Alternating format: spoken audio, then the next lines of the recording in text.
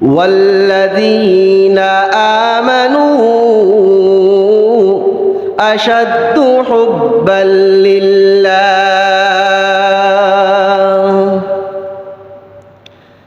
আল্লাহ পাক রব্বুল আলামিন এই আয়াতের মধ্যে বলে দিয়েছেন, যারা ঈমানদার হবে, যাদের দিলের ভিতরে ঈমান বসবাস করবে, যাদের দিলের ভিতরে, যাদের অন্তরের ভিতরে ঈমানের দৌলত থাকবে,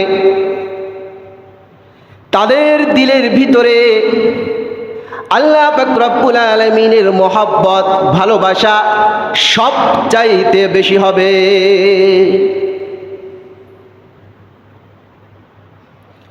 তো আল্লাহ পাক রব্বুল আলামিনের ভালোবাসা একজন ঈমানদারের অন্তরের ভিতরে যেই ভালোবাসা নামক ফোল্ডার রয়েছে, অপশন রয়েছে, সেখানে সবচাইতে বেশি ভালোবাসা থাকতে হবে কার? শুধুমাত্র কেবলমাত্র আল্লাহ পাক রব্বুল আলামিনের। তো এরপরে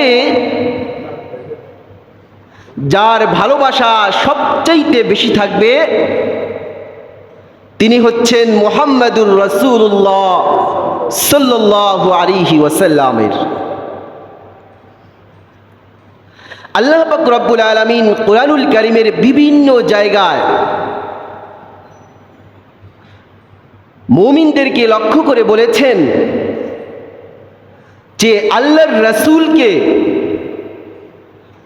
পৃথিবীতে যা কিছু আছে সব কিছুর চাইতে আল্লাহ তাআলার পরে সবচাইতে বেশি মহব্বত, ভালোবাসা প্রদর্শন করতে হবে সাইয়্যিদুল মুরসালিন, খাতামুন নবিয়্যিন, হাবিবে কিবরিয়া জনাবে মুহাম্মাদুর রাসূলুল্লাহ সাল্লাল্লাহু আলাইহি ওয়াসাল্লামের প্রতি।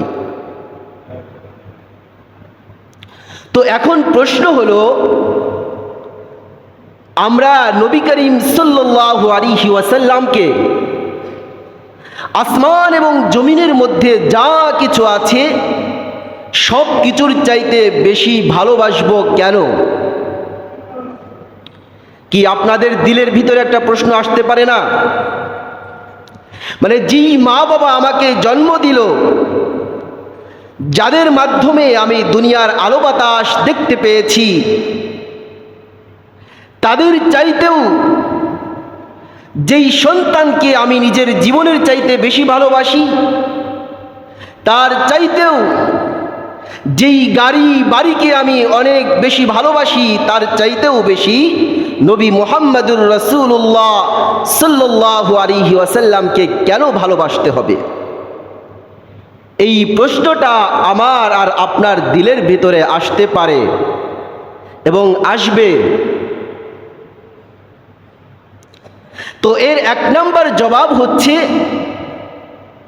আল্লাহ পাক রব্বুল আলামিন নবীকে সবচাইতে বেশি ভালোবাসতে বলেছেন, এজন্য বাসতে হবে। আল্লাহ পাক রব্বুল আলামিনের অর্ডার, আল্লাহ পাক রব্বুল আলামিনের আদেশ,